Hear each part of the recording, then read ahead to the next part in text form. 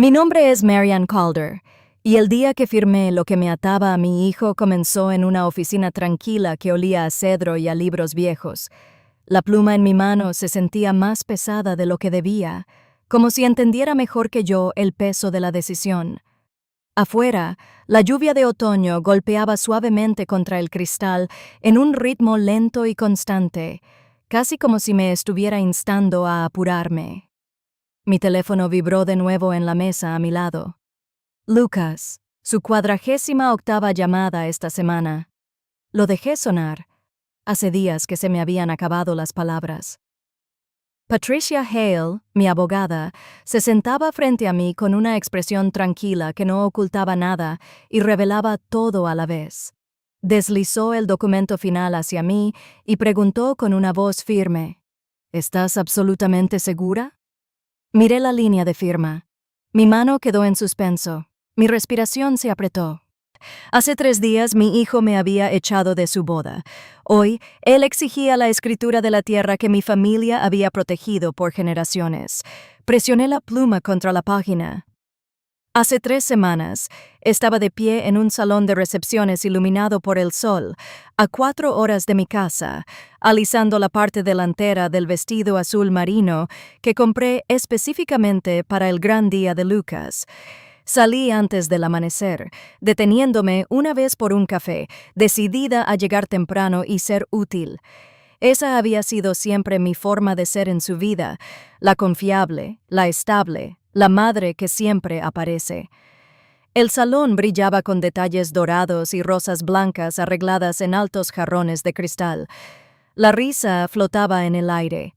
Los camareros llevaban bandejas de champán, con movimientos hábiles y sin esfuerzo. Observé las burbujas subir en mi copa e intenté calmar los nervios que habían estado golpeando mi pecho desde el momento en que llegué. Vi a Lucas al otro lado de la sala, riendo con sus padrinos. Su corbata estaba ligeramente torcida, como siempre se le hacía cuando estaba emocionado. Se veía guapo, arreglado y, de manera increíble, adulto. Por un momento, permanecí allí en silencio, permitiéndome sentirme orgullosa. Su padre, Raymond, también habría estado orgulloso. En mi bolso llevaba un sobre con $7,500 adentro. Era todo lo que había ahorrado de meses de turnos extras en la clínica, noches que me dejaban con la espalda adolorida y los ojos pesados. Pero lo hice porque Lucas había pedido ayuda con la boda.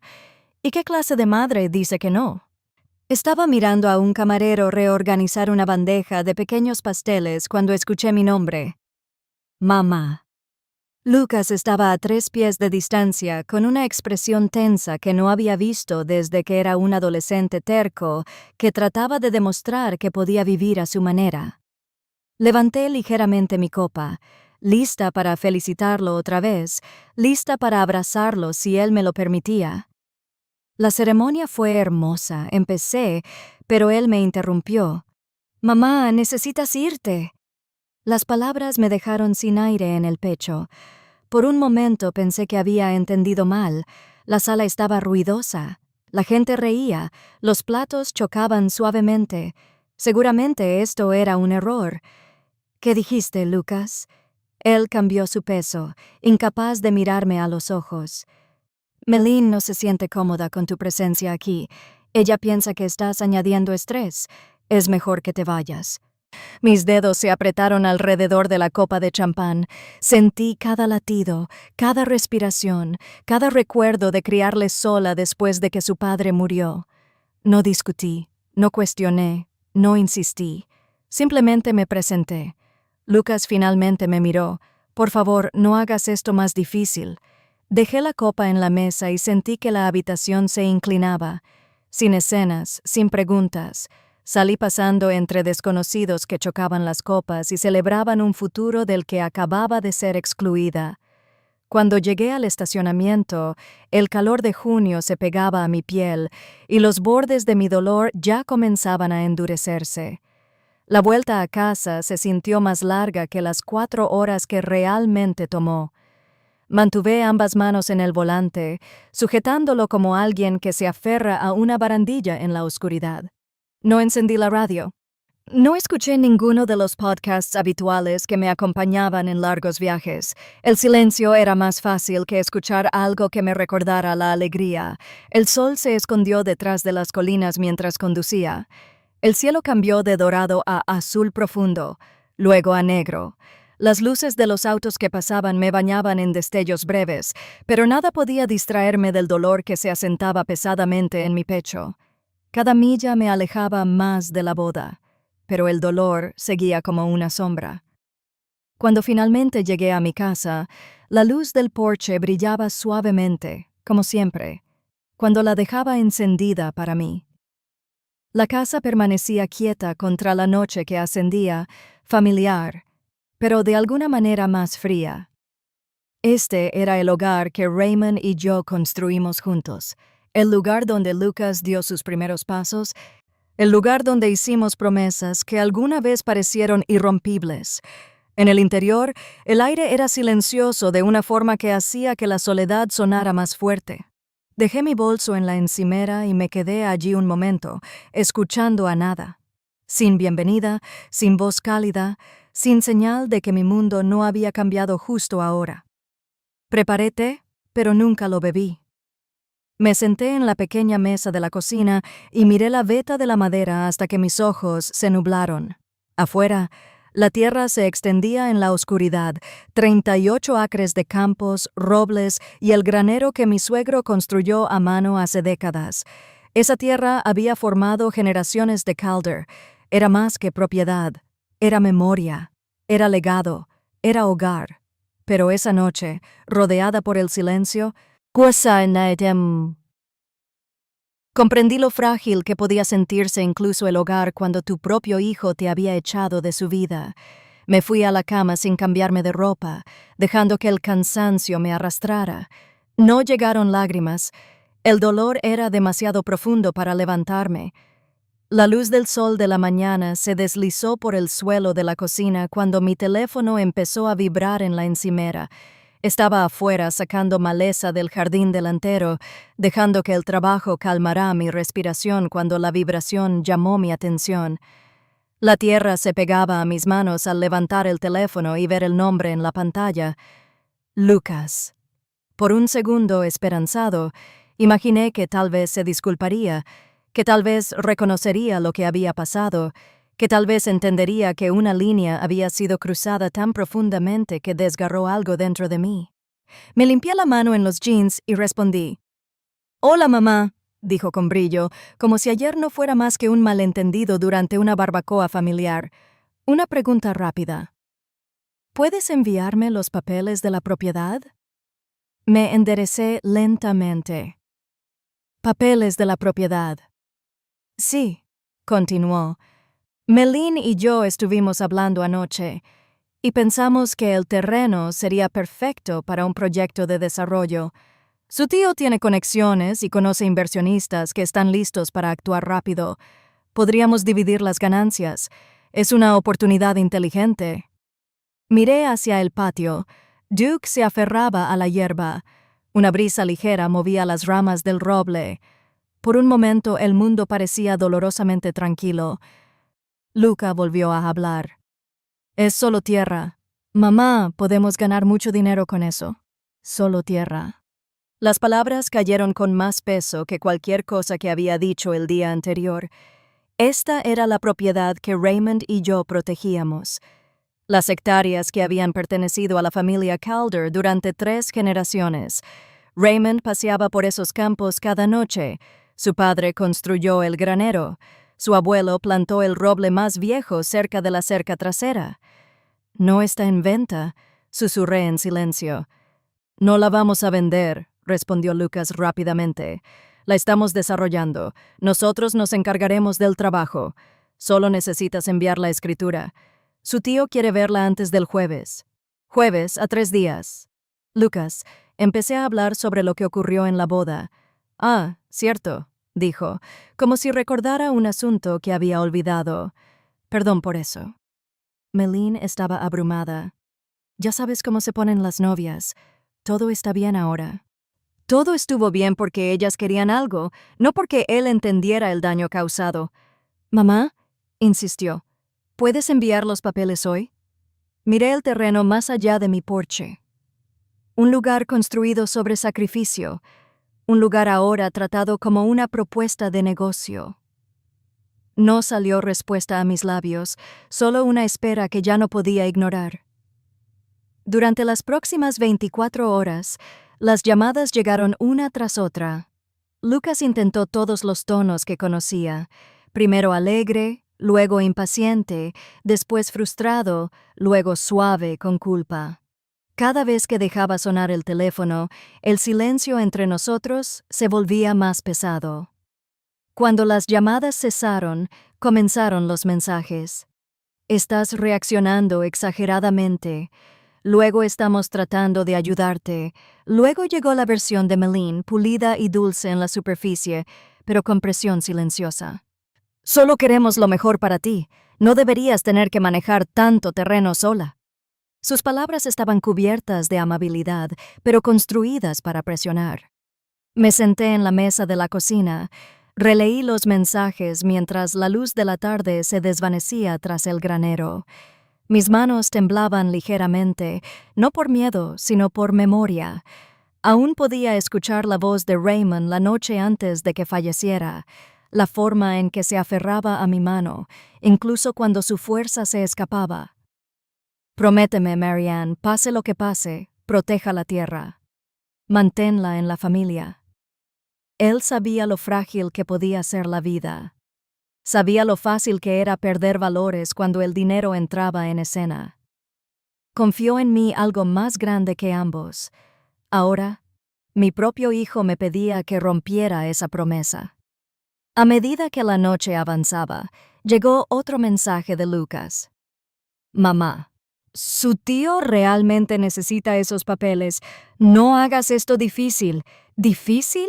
La palabra dolió más de lo que esperaba. Durante años trabajé turnos extras, lo llevé a clases, me quedé despierta noches de preocupación y mantuve a nuestra pequeña familia unida después de que Raymond murió. Difícil nunca fue una palabra que usara entonces. Dejé el teléfono y salí afuera. El campo se extendía en silencio y abierto bajo el cielo que se oscurecía. Las luciérnagas parpadeaban en el borde de la hierba alta. Cada parte de esta tierra contenía una historia, un recuerdo, un fragmento de las personas que nos precedieron. Respiré el aire de la tarde y sentí que algo se asentaba firmemente dentro de mí, una frontera, una línea que nunca había trazado antes. Lucas lo llamaba solo tierra, pero para mí era la única promesa que nunca había dejado de cumplir. Y no la fallaría ahora. Al amanecer del día siguiente, la decisión en mí se había consolidado en algo claro y firme.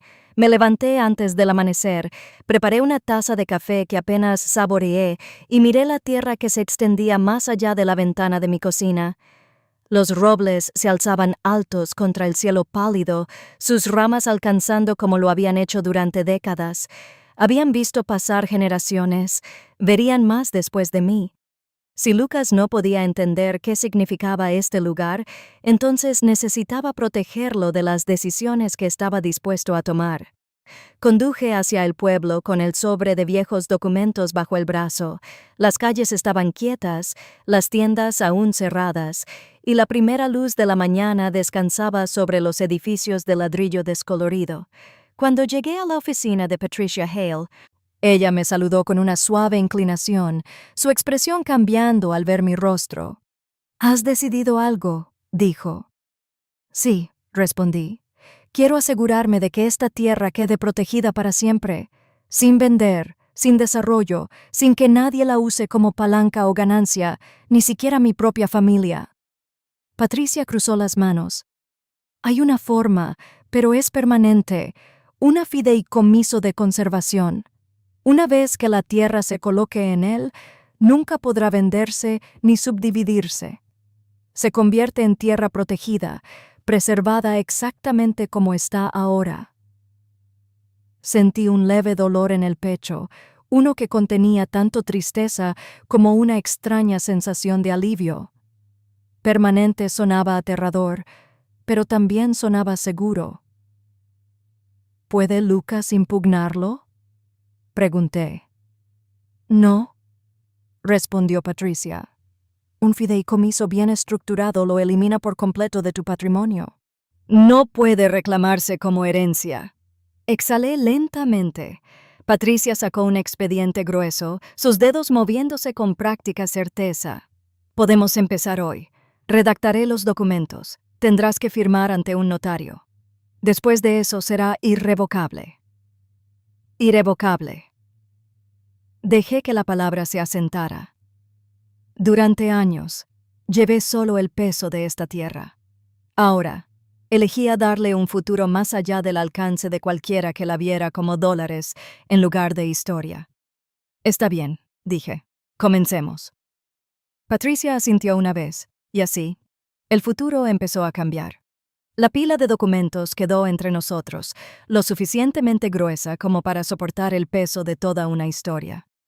Patricia me guió a través de cada sección, explicando cada línea con la paciencia de quien entendía lo final que eran esas decisiones. Escuché con atención, pero mi corazón ya estaba decidido. Cada cláusula, cada restricción, cada protección hacía el camino a seguir más claro. Cuando finalmente colocó la última página frente a mí, ofreció un bolígrafo. Era más pesado que cualquier bolígrafo que hubiera sostenido, como si llevara la intención de todos los que lo habían precedido. «Tómate tu tiempo», dijo Patricia suavemente. Pero no necesitaba tiempo. Había pasado décadas llevando esta tierra, cuidándola, protegiéndola. Hoy, simplemente, estaba poniendo esa devoción en tinta. Firmé mi nombre.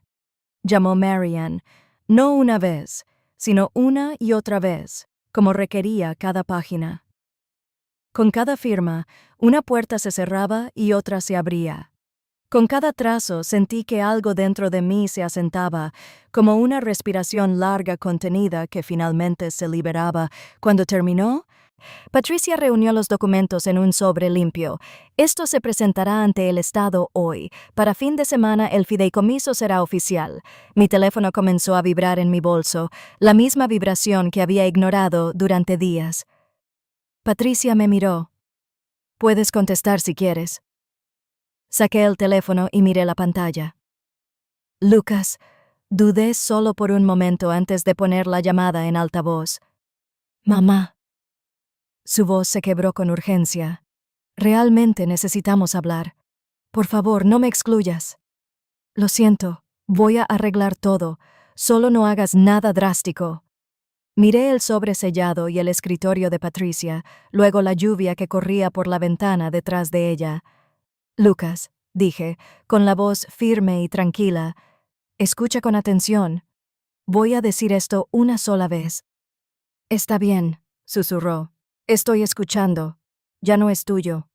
El silencio que siguió fue más profundo que cualquier cosa que hubiera sentido en años. Durante varios segundos, Lucas no habló.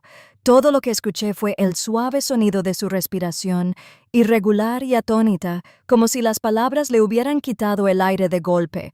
Luego vino la incredulidad. «¿Qué quieres decir con que ya no es mío? Mamá, no puedes estar en serio. Esa tierra es mi herencia». «Nunca fue tu herencia», dije. «Era mi responsabilidad y ahora está protegida». Pude escuchar movimiento en su lado. La voz ahogada de Meline subiendo con intensidad detrás de él. «¿Qué hizo ella? ¿Qué firmaste, mamá?» La voz de Lucas se quebró. «Mamá, por favor, no hagas esto. Podemos arreglar algo. No quise lastimarte. Estaba estresada. Meline estaba estresada. Todo sucedió tan rápido. Cerré los ojos, dejando que los últimos años se asentaran claramente en mi mente. Las vacaciones perdidas, las llamadas breves, la distancia que había crecido pulgada a pulgada hasta que apenas podía reconocer al niño que crié. La boda solo había revelado lo que ya había comenzado a cambiar. «Elegiste tu camino, Lucas», dije, «y yo la mía». Él exhaló bruscamente. «Lo impugnaré. Te llevaré a la corte». Patricia se inclinó ligeramente hacia adelante, con una expresión tranquila pero firme. «Eso no cambiará nada», dijo. «El fideicomiso es irrevocable. La tierra ya no forma parte de su patrimonio. No hay nada que impugnar». La voz de Lucas vaciló. ¿Estás eligiendo tierra sobre tu propio hijo? No, respondí. Estoy eligiendo honrar a las personas que vinieron antes que tú, a las que sacrificaron más de lo que tú entiendes. Siempre fuiste bienvenido a ser parte de ese legado, pero te alejaste de él. Un largo silencio siguió. Cuando finalmente volvió a hablar, su voz se convirtió en un susurro. No puedo creer que hagas esto conmigo. Sentí que una lenta punzada surgía en mi pecho, pero no de arrepentimiento. Tú hiciste esto por ti mismo. Comenzó a decir algo más, pero terminé la llamada y puse el teléfono boca abajo sobre el escritorio. Por una vez, la quietud se sintió pacífica. El invierno se asentó sobre la tierra en capas lentas y silenciosas. La nieve acumulada en el poste del cercado suavizaba la forma del granero y envolvía los campos en quietud. Lucas intentó resistir el fideicomiso al principio, enviando correos a través de un abogado que parecía más frustrado que confiado. Cada intento se diluía en la misma respuesta. Nada podía cambiarse. En nada podía deshacerse. Para febrero, la llamada se detuvo. Los mensajes se desvanecieron. El silencio volvió. Luego llegó la primavera, temprana y suave. La nieve se derritió en anchas rayas plateadas, revelando manchas de nuevo crecimiento debajo. Una mañana, al salir a la veranda con una taza de té, noté un sobre escondido junto a la puerta. Mi nombre estaba escrito en él con letra. Lo supe al instante. Lucas. Lo llevé a los escalones y me senté antes de abrirlo. 3 páginas estaban dobladas en su interior, escritas en líneas apresuradas, irregulares, como si no se hubiera permitido pensar demasiado antes de poner las palabras. Escribió sobre la boda, sobre la vergüenza que sintió al mirar atrás, sobre cómo dejó que alguien más moldeara su visión de mí, admitió que había estado cegado por la promesa de dinero, por la ilusión de un futuro que parecía más fácil que el que él mismo tenía que construir. Escribió sobre la partida de Meline y cómo eso le obligó a ver lo que se había roto mucho antes de que se firmaran los papeles del fideicomiso. Dijo que finalmente entendía por qué la tierra importaba, por qué luché por ella, por qué me negué a entregarla. Las últimas líneas hicieron que mi respiración temblara. Mamá, sé que no puedo deshacer lo que hice, pero quiero que sepas que ahora lo veo. Te veo. Y lo siento. Doblé la carta y la sostuve contra mi pecho. Era la primera vez en meses que la sensación de entumecimiento se quebraba. Cuando llegó abril, la tierra despertó como si hubiera estado esperando una señal que solo la naturaleza podía escuchar. Flores silvestres se extendieron por el prado y olas suaves de púrpura y oro. Los robles desplegaron nuevas hojas, cada una un recordatorio silencioso de que la vida se renueva, estés listo o no. Comencé a invitar a niños de un centro comunitario cercano a pasar las tardes en la propiedad. Muchos de ellos nunca habían caminado por campos abiertos, ni trepado una cerca de madera, ni sentido la sombra fresca bajo un árbol viejo. Exploraron cada rincón con una especie de asombro que hizo que la tierra se sintiera nueva otra vez. Sus risas se extendían por la propiedad en brillantes destellos de sonido, llenando espacios que habían estado demasiado tranquilos durante demasiado tiempo. Una niña me preguntó por qué el terreno parecía tan tranquilo. Le dije que estaba cuidado, no poseído, no utilizado, cuidado. Al verlas correr por la hierba alta, me di cuenta de algo que Lucas nunca había entendido. El legado no reside en lo que transmitimos, reside en lo que protegemos, en lo que nos negamos a permitir que sea alterado o disminuido por conveniencia o avaricia. De pie en el borde del prado, pensé en Raymond, en las generaciones anteriores a él, en las manos que construyeron la granja y plantaron los robles. Había cumplido mi promesa, incluso cuando dolía, incluso cuando me costaba más de lo que esperaba. Miré los campos en flor y sentí por primera vez en meses una sensación de quieta certeza. La tierra estaba segura y, de alguna manera, yo también. Ahora, mirando hacia atrás, entiendo algo que no podía ver en ese momento. El amor no se demuestra por cuánto damos. Se revela por si lo que damos es valorado. Cuando alguien trata tu sacrificio como una obligación, cuando tus límites son ignorados, cuando tu voz es silenciada. A veces lo más amoroso que puedes hacer es dar un paso atrás y dejar que las consecuencias hablen. Lucas aprendió esa lección de una manera dolorosa. Yo también aprendí una. Proteger tu propio valor no es egoísta, es esencial. Si estuvieras en mi lugar, ¿qué hubieras hecho? ¿Habrías protegido la tierra o habrías elegido un camino diferente? Quiero escuchar tus pensamientos. Si esta historia te tocó, recuerda dar me gusta, compartir y dejar un comentario abajo. Tu voz importa más de lo que crees. Y no olvides suscribirte para más historias que nos recuerdan quiénes somos, qué llevamos y de qué somos lo suficientemente fuertes para proteger.